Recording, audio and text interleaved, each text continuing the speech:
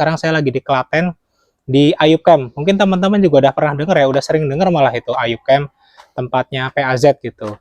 Dan kemarin juga pas saya datang, alhamdulillah ada Bang Mutasar juga. Kita kemarin ketemu Bang, gimana kabar? Alhamdulillah, baik. Alhamdulillah sehat ya, Masya Allah. Sebagaimana yang teman-teman tahu, beliau diberi rezeki oleh Allah itu menjadi juara 1 di VT Kupasi ke berapa Bang? Yang ke-12 sebenarnya. Yang ke-12 ya, dan itu juara 2-nya juga dari Indonesia, itu ada Cak Irul. Dan kemarin juga pas saya datang, ternyata saya baru tahu beliau ini belajar terapi PAZ Bang ya. Pas saya datang ngobrol-ngobrol bentar, tiba-tiba langsung disuruh ke musola. Ya, saya coba terapi dulu gitu kan. Nah, kita mengenal lebih dekat dulu tentang Bang Mutasar untuk mungkin bisa ngobrol-ngobrol ya di Bang Mutasar sendiri aslinya dari mana, kemudian ya belajar panahan tuh awalnya dari siapa atau ya gimana lah ceritanya gitu bisa kenal dengan panahan horseback. Pertama kali saya mengenal panahan tradisional ini akhir 2018. Akhir 2018. Ya. Nah, memulainya itu pada tahun 2019. Pokoknya bulan 3 itu kalau nggak salah ya. Itu posisi di mana itu Bang? Itu di Aceh. Jadi di Aceh. Pertama kali itu ada teman yang dari Aceh Tamiang, beliau safar ke Banda Aceh dalam rangka membentuk klub kepengurusan klub panahan tradisional.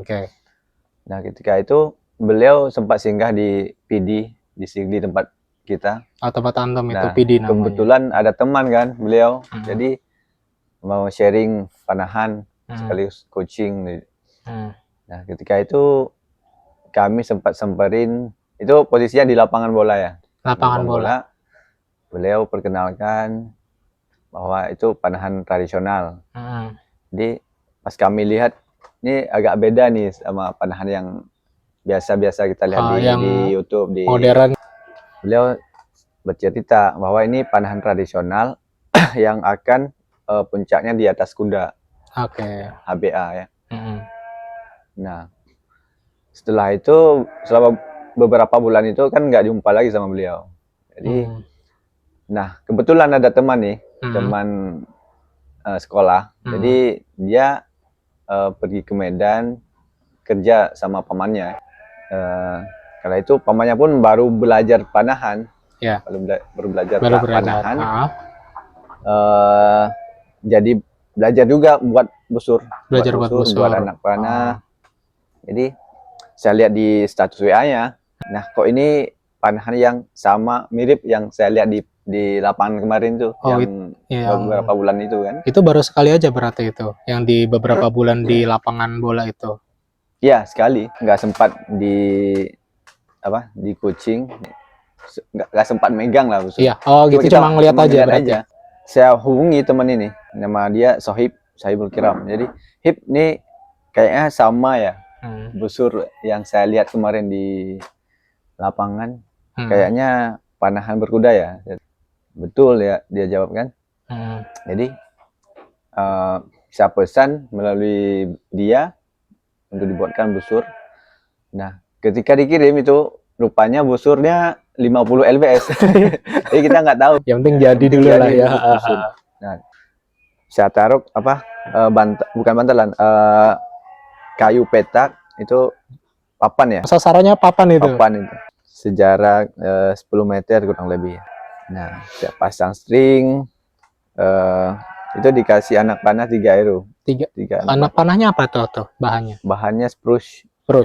Ya. Jadi saya coba kan, tekniknya gimana nih? Saya bingung juga.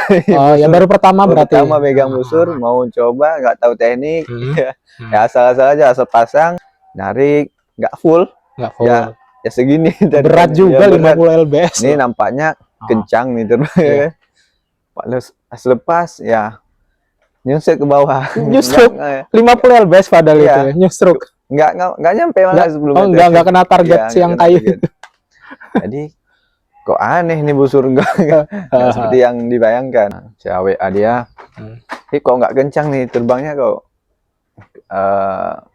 Kayak busur mainan aja nih. Jadi kamu belum tahu teknik, dia bilang. Belum tahu teknik, cara. Sudah berapa bulan dia baru pulang ya. Saya kan penasaran nih, terus latih sendiri. Tidak. Otodidak. Oke, lihat di YouTube gitu ya. Lihat di YouTube cara tariknya. Tapi tetap aja saya tarik dengan trip finger. Oke, trip finger 3 jari. Itu berapa bulan, 1 bulan lebih, kurang lebih. Saya sendiri itu ke laut, ke pesisir pantai. Oh, dekat pantai berarti. Jadi pesisir pantai saya bawa karung, isi pasir. Karung isi pasir. Jadiin target. Oh, gitu. Karung isi pasir ya. Jadi nggak langsung. Tiap hari sore. Nggak langsung ini ya, busa ya. Bukan. Nah, pas pulang dia dari Medan, belajar nama dia kan, diajarin teknik tamro. Karena itu kan kita nggak ada namanya tamring kan. Kita polos aja pakai jempol. Tiap hari ini latihan pakai jempol kan. Oh, nggak ada ini. Pasti pedes satu ya. Yang busur LBS 50. Berat 50 LBS. Sampai bengkak, benana. Iya. Sempat terkupas ini Waduh, kulitnya ya. Ini kukunya. Kuku malah. Luar biasa. Jadi pesan-pesan bahan untuk ini aksesoris ya, thumb glove. Belajar ikut event. Nah, setelah belajar itu, Abang ikut event pertama di mana itu? Nah, setelah sebulan belajar, kurang lebih sebulan lah belajar sama dia itu. Tamdro itu ya? Langsung ikut event di Melabuh saat itu. Masih di Aceh? Ya, kami bertiga kan, Nah, yang juara ini teman yang dia dari Banda. Saat itu udah 1 bulan latihan berangkat ke Melabuh. Pertama itu nggak dapat juara. Ya, pertama. Jaraknya berapa waktu itu, Bang? Waktu itu 10 meter, 15 meter. Finalnya 15 meter. Oke. Itu kualifikasinya main fast shooting. Oh, fast shooting. Ya, gitu. Kualifikasi. Ya, asal-asal aja. Jadi yang juara ini teman yang dia orang Aceh Selatan. Ya. Dia udah lama juga sih belajar. Jadi seiring berjalan waktu, saya terus berlatih, ikut event di tingkat daerah itu. Sering ikut event lah, cari pengalaman juga. Ya kan. Cari pengalaman. Belajar sama senior-senior. Dari situ kan 2018 itu kan pernah teman kita Bang Firman ya namanya. Oh, Bang Firman. Yang di Turki yang juara 3 kalau nggak salah tuh ya. Nah, ketika mendengar informasi seperti itu, ada motivasi, ada inspirasi dengan juara beliau itu. Oke. Dengan itu semangat terus berlatih. Ikut event jam terbang, perbanyak jam terbang lah. Dengan demikian terlatih mental, ikut event. Nah, kemudian memberanikan diri ikut event tingkat nasional itu pertama kali di Jambi. Di Jambi.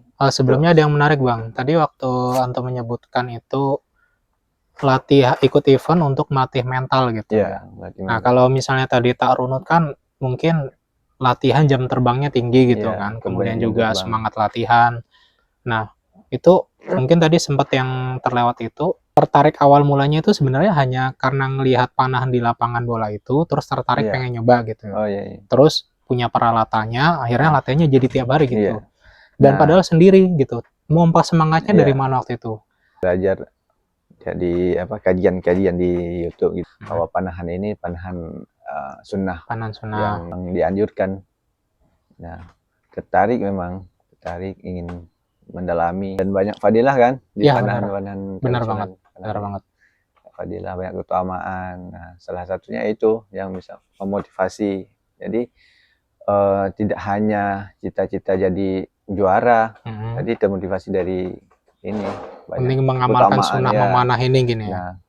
Kemudian kalau bicara prestasi kan itu soal bonus ya, soal bonus. Rezeki itu. Ya, menarik.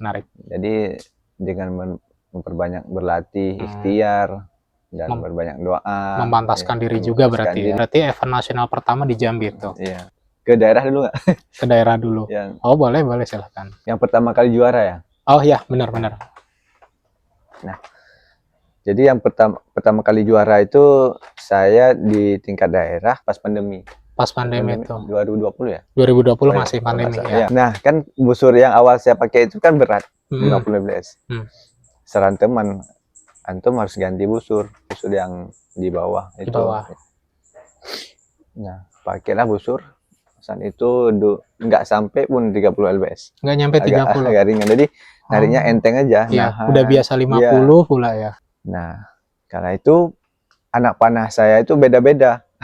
Gimana? Ada yang berat, ada yang ringan, ada yang kaku, ada yang spennya lentur.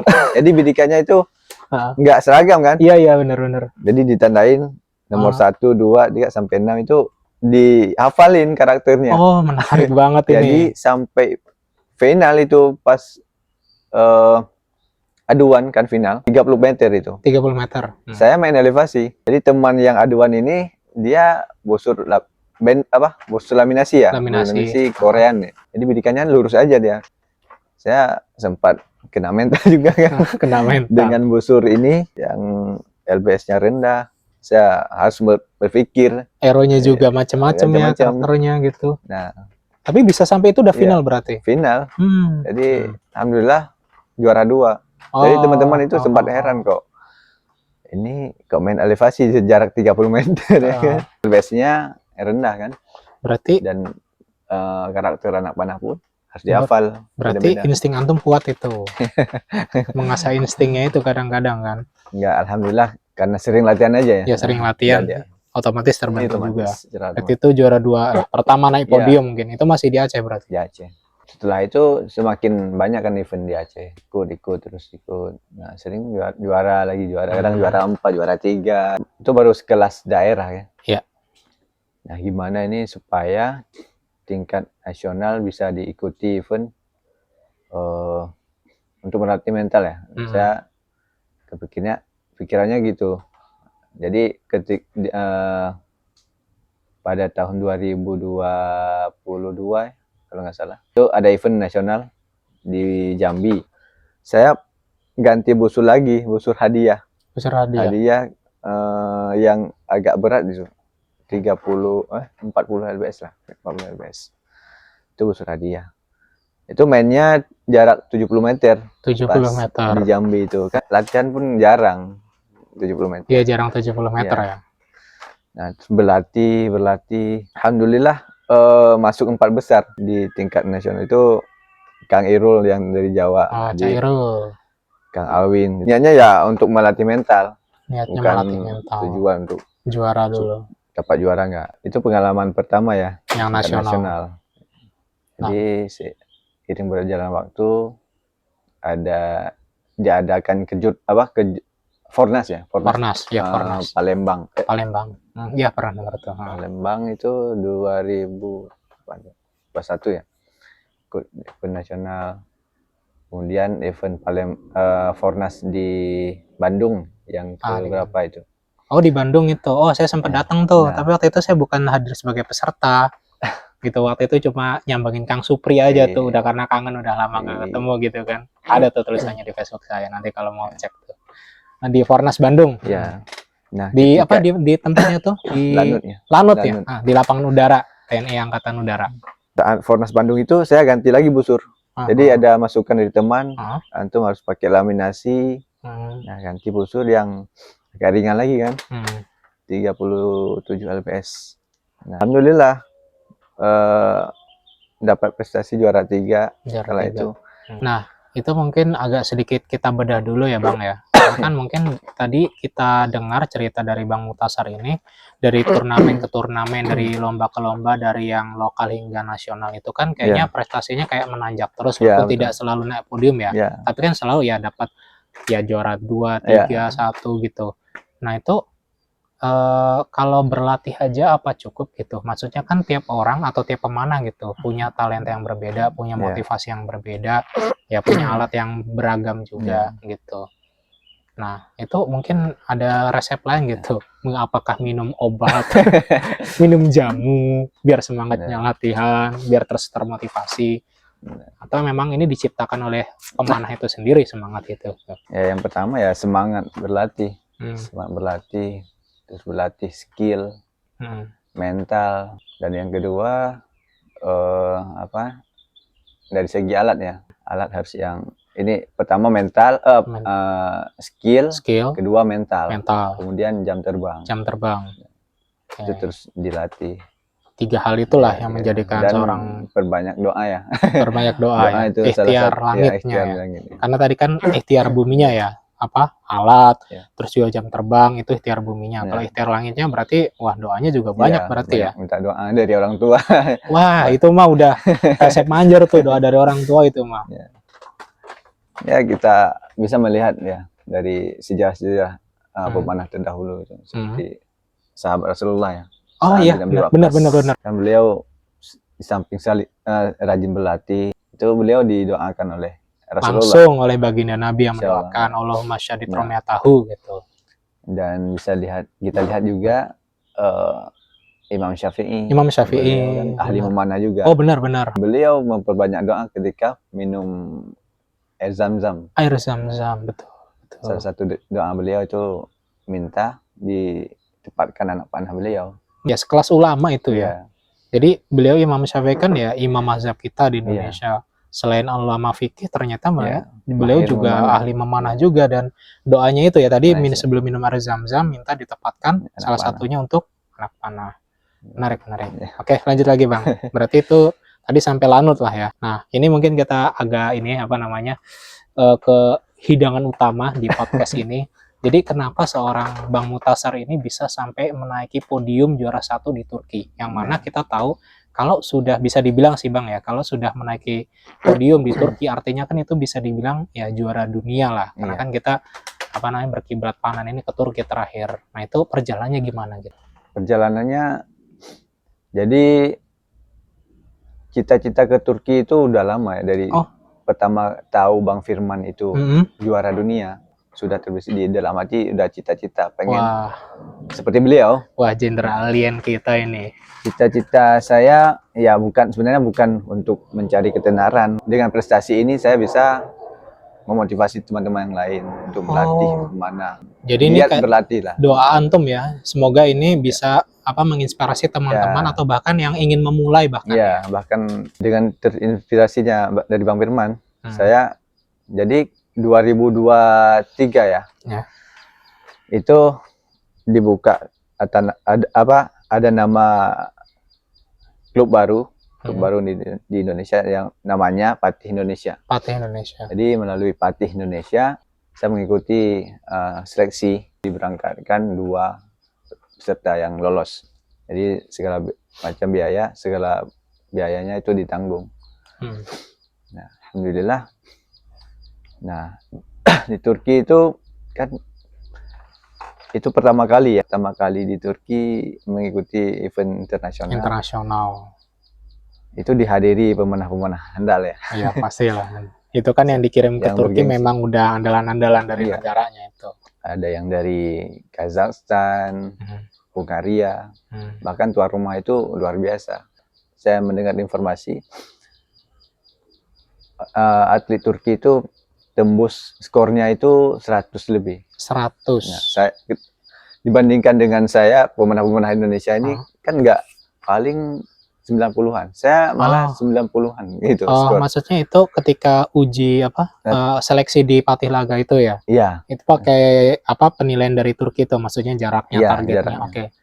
Nah, ketika di Turki kan beda ini. Kondisi anginnya begitu kencang dengan kondisi di Indonesia, suhu, cuaca kan. Berarti anginnya sangat jauh beda Mas. Kencang berarti ya? Kencang. Ya pasrah aja sih. Pasrah. Udah sampai sana pasrah. Jadi tetap optimis. Tawakal lah ya. Tawakal. Kalau pasrah kayaknya agak beda gitu. Jadi ya kan nggak kita aja yang merasakan kondisi angin. Ya, semua peserta pasti mengeluh ya. Jadi perbanyak doa ya. Sabar. Maksudnya ketika artian sabar ini kita nggak buru-buru, harus mengatur permainannya dengan kondisi angin yang begitu kencang. Nah, ketika angin yang mulai pelan kita baru nembak. Berarti ngatur ritme itu juga penting ya. Maksudnya itu waktu itu berapa rambahan sama berapa detik gitu. Berapa itu kan di waktunya satu rambahan itu dikasih 3 menit ya. 3 menit. Ya, 3 menit. Jadi 9 anak panah itu per anak panah 20 detik. 20 detik cukup banget itu ya. Maksimal insya Allah. Bisa. Oh itu sabar, ngatur ritmenya juga, ngeliat kondisi gitu ya. Ya. Dari kualifikasi ya sampai puncak final itu seperti itu diatur terus. Ketemu sama akhirnya sama Cak Irul ya di final. Itu hari percobaan lapangan itu sempat roboh itu. Percobaan lapangan. Oh, anginnya kencang, targetnya sempat roboh gitu ya. Masya Allah, itu kayaknya kebayang tuh anginnya secepat apa gitu, sekencang apa. Jadi tahun lalu itu nggak sekencang tahun ini. Oke. Kan pengalaman Cak Irul ya, tahun lalu pernah ikut juga kan? Berangkat juga, betul. Iya. Nah, kok jauh beda. Jadi di samping perbanyak ikhtiar, maksimalkan ikhtiar, dan perbanyak juga doa. Apalagi doa dari orang tua lah, pasti ini udah tingkat internasional ini. Iya, itu Mas. Jadi akhirnya kita bisa ngelihat waktu itu kan ada live streamingnya. Saya juga termasuk yang nonton tuh. Nonton ya.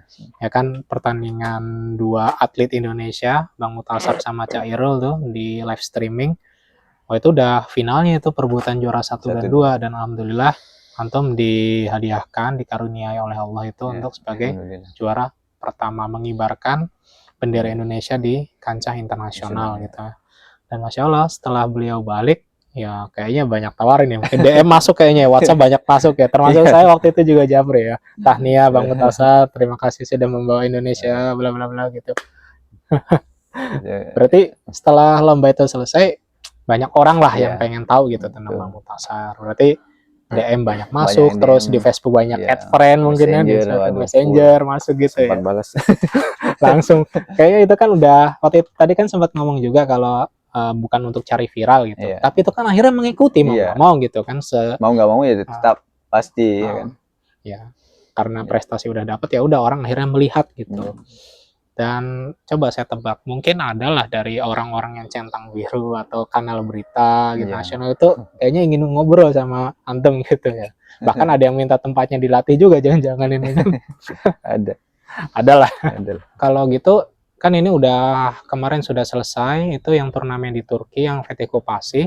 Nah, kalau dari Bang Mutasar sendiri nih, kedepannya ingin ngapain? Hanya fokus untuk tetap latihan, mengikuti turnamen, atau mungkin ingin ya menelurkan lah mungkin bahasanya ya, mengkaderisasi lebih kerennya itu untuk atlet-atlet berikutnya, khususnya di Aceh nih, kan udah orang putra daerah bahasanya.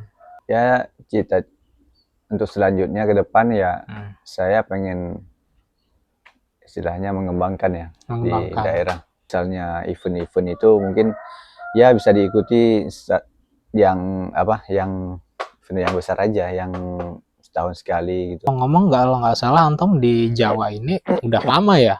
Iya. Udah berapa lama itu? 1 bulan ya, kurang lebih 1 bulan. 1 bulan belum balik lagi. Bulan 8 kemarin dengan 24 ya. Ketika kejurnas di Klaten. Oh di sini. Oh jadi belum balik-balik ini bahasanya nih. Berarti ini sekarang kayak expo, kayak roadshow gitu ya? Iya. Kebetulan kan di Jawa Timur di Temboro ada nanti ada event lagi di sekali jalan ya. Oh jadi langsung mumpung di sini di Jawa ya udah ada turnamen di mana, dapat infonya sudah ikut aja gitu ya, nanti sampai selesai semua turnamen di sini. Bulan 10 nanti pulang. Bulan 10 pulang. Pertengahan bulan 10. Kalau gitu terima kasih Bang Mutasar untuk waktunya juga. Habis ini kita mau latihan bareng. Dan mudah-mudahan ini jadi inspirasi juga ya bagi teman-teman pemanah horseball lain, baik itu yang sudah lama maupun yang baru gitu. Karena bisa dibilang ini wawancara pertama saya dengan beliau, dan beliau juga pertama kali mau diwawancara.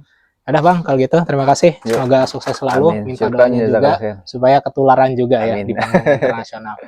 Nah, kita lanjut lagi nanti di pembicaraan berikutnya. Assalamualaikum warahmatullahi wabarakatuh. Waalaikumsalam warahmatullahi wabarakatuh.